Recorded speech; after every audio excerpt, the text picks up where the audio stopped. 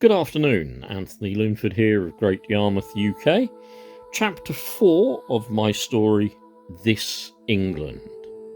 George, our hero, is on his bus commute to work at the call centre.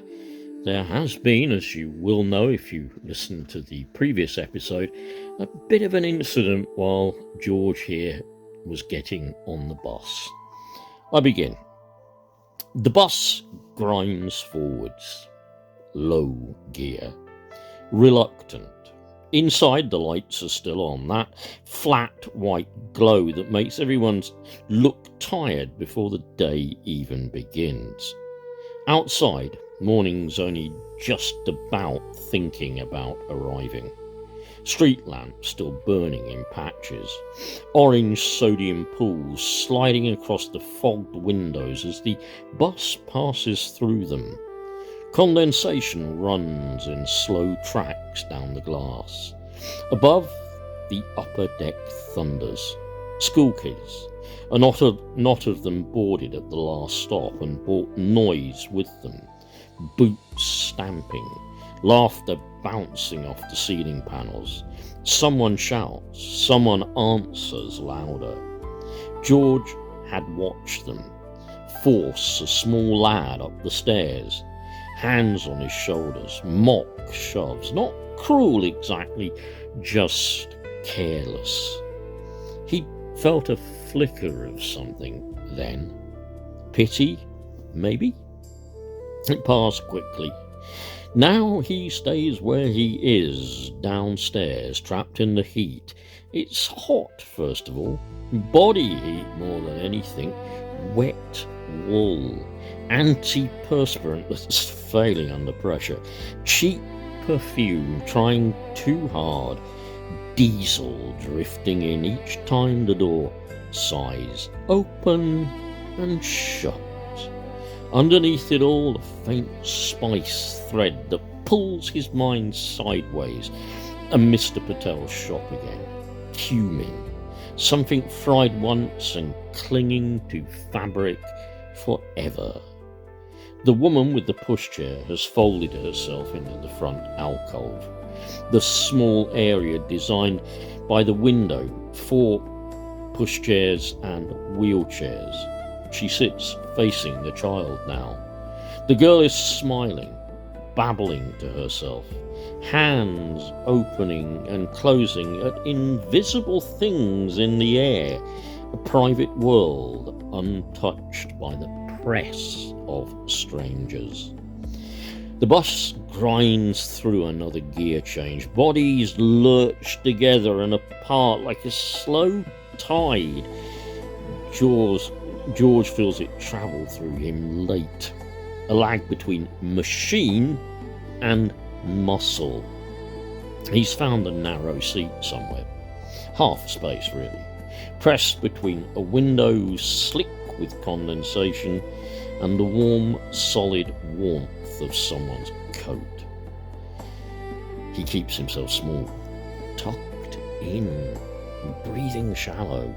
Across the aisle towards the rear, he spots the young man again, the one who lifted the pushchair, middle back seat above the engine hump, relaxed in a way George can't imagine ever being anymore. One arm hooked over the back of the seat, tote bag at his feet, already absorbed in his phone. George lets his eyes rest there only briefly, then away, careful not to be caught looking. The bus sways, a slow curve through a roundabout.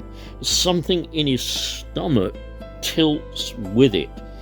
Travel sickness rising like a memory he can't swallow back down. He swallows hard anyway. Tastes metal. The door hiss open again. Another stop. Cold air punches in, then is gone as quickly. Two more bodies climb aboard, a couple, close together without touching. They look around for space that isn't there, and then stop moving, accepting the crush. Romanian, maybe? He doesn't know, even how he knows that. Just files them under non-English. They speak loudly to each other anyway, voices cutting through the bus's mechanical drone. The man, tall and narrow-shoulders, dark jacket, too thin for the morning, hands red with cold. The woman, smaller, wrapped in layers that move when she does, a long flowing skirt brushing her ankles, a loose cheesecloth blouse, a headscarf pulled tight over her black curls that escape at the edges. Her phone rings loud.